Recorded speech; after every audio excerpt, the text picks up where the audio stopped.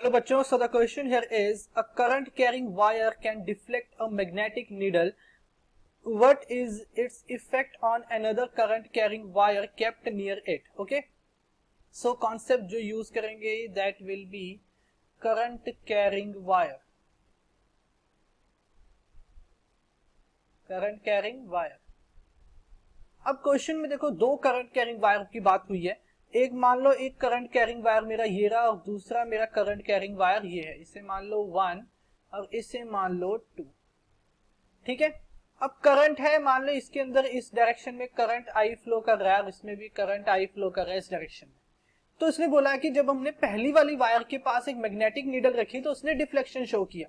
तो deflection show किया, it means कि देखो जब भी करंट कैरिंग वायर होता है तो यहाँ पे इसने क्या किया, जब अगर इसने डिफ्लेक्शन शो किया इस मैग्नेटिक नीडल पे तो इट मींस कि यहाँ पे क्या होगा, मैग्नेटिक फील्ड जनरेट हुई होगी। क्या हुई होगी, मैग्नेटिक फील्ड प्रोड्यूस हुई यहाँ पे लाइक दिस। ठीक है, और अगर मैं यहाँ पे right hand thumb rule use करूं, right hand thumb rule,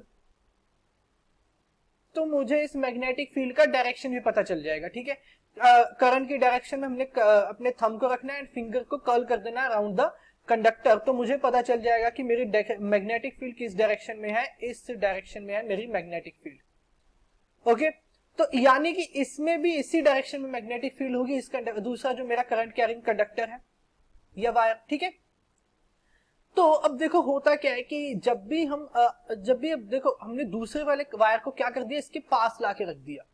okay, और दोनों में करंट का डायरेक्शन क्या है, वो सेम है। करंट का डायरेक्शन क्या है, सेम है। इट मींस कि मैग्नेटिक फील्ड दोनों में सेम होगी और वो कहां होगा, प्लेन के अंदर की तरफ होगा और डायरेक्शन उसका ये होगा, प्लेन के अंदर होगा और डायरेक्शन ये होगा। जो मैंने डायरेक्शन ये क्या है, जिससे किसका डायरेक्शन है, ये मैग्नेटिक फील्ड का डायरेक्शन है। ठीक है, मैग्नेटिक फील्ड का ये डायरेक्शन है। अब हमने देखा है कि जब भी हम दो करंट कैरिंग वायर्स को एक दूसरे के पास रखते हैं तो वहां पे क्या होता है, फोर्स लगता है। क्या लगता है, फोर्स लगता है, और उस फोर्स की मैग्नीट्यूड होता है BIL। उस फोर्स को हम कैसे लिखते हैं, BIL, where B is the magnetic field, I is the current in the wire and L is the distance between the two wires. ठीक है, ये चीज होती है। यानी कि इस वायर पे जब हमने इस सेकेंड वायर को इस फर्स्ट वायर के पास लाके रखा जिसमें मैग्नेटिक फील्ड इंड्यूस हुई है इनसाइड द प्लेन, तो क्या होगा कि इसके ऊपर एक फोर्स लगेगा और वो फोर्स कैसा होगा, रिपल्सिव होगा नेचर में। ये कैसा फोर्स होगा, रिपल्सिव फोर्स होगा, रिपल्सिव फोर्स होगा नेचर में।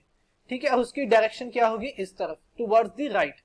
ठीक है, तो जब क्वेश्चन हमने पूछा कि क्या इफेक्ट होगा दूसरी करंट कैरिंग वायर पे जब हमने उसके पास रखा, तो क्या लिख सकते हैं, the second wire will experience a force which is repulsive in nature, which is repulsive in nature।